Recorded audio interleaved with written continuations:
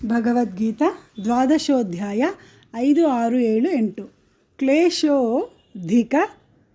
క్లేశోధికత రస్తేషాం అవ్యక్తా సక్త చేతసాం అవ్యక్తా హి గతిర్దుఃఖం దేహవద్భిరవాప్యతే క్లేశోధికతరస్తేషాం అవ్యక్తాసక్తచేతసాం అవ్యక్తా హి గతిర్దుఃఖం దేహవద్భిరవాప్యతే ఏ తు సర్వాణి కర్మాణి మయి సన్యస్య మత్పరాః అనన్యేనైవ యోగేన మాం ధ్యాయంత ఉపాసతే ఏ తు సర్వాణి కర్మాణి మయి సన్యస్య మత్పరాః అనన్యేనైవ యోగేన మాం ధ్యాయంత ఉపాసతే తేషామహం సముద్ధర్తా మృత్యు సంసార సాగరాత్ భవామి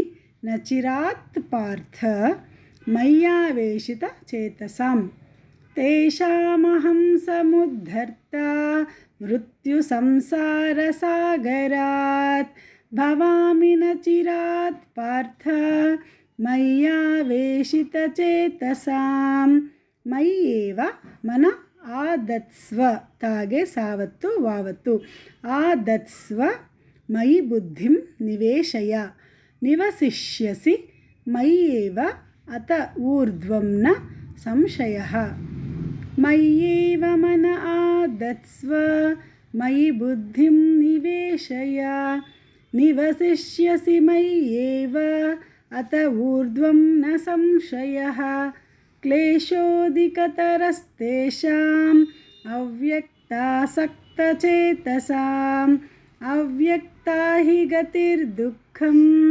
దేహవద్భిరవాప్యతే ఏ తు సర్వాణి కర్మాణి మయి సన్యస్య మత్పరాః అనన్యేనైవ యోగేన మాం ధ్యాయంత ఉపాసతే తేషామహం సముద్ధర్తా మృత్యు సంసార సాగరాత్ భవామి నచిరాత్ పార్థ మయ్యావేశిత చేతసాం మయ్యేవ మన ఆదత్స్వ మయి బుద్ధిం నివేశయ నివసిష్యసి మయ్యేవ అత ఊర్ధ్వం న సంశయః.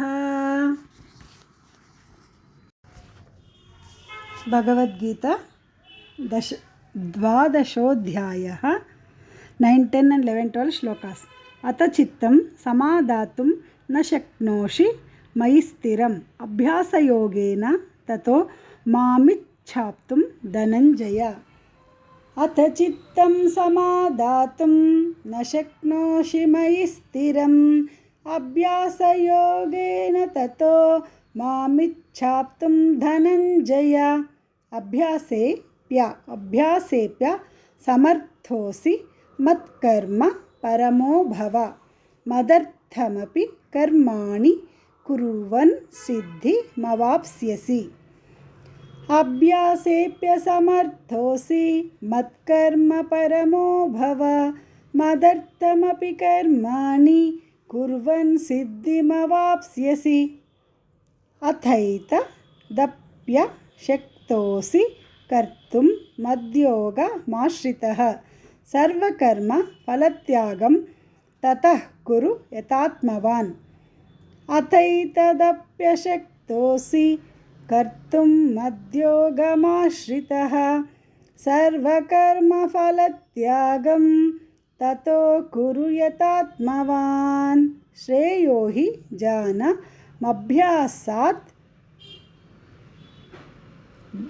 జ్ఞానాధ్యయనం విశిష్యతే ధ్యానాత్ కర్మ ఫలత్యాగః త్యాగాచ్ఛాంతిరనంతరం. శ్రేయో హి జ్ఞానమభ్యాసాత్ జ్ఞానాధ్యానం విశిష్యతే ధ్యానాత్ కర్మ ఫలత్యాగః త్యాగాచ్ఛాంతిరనంతరం.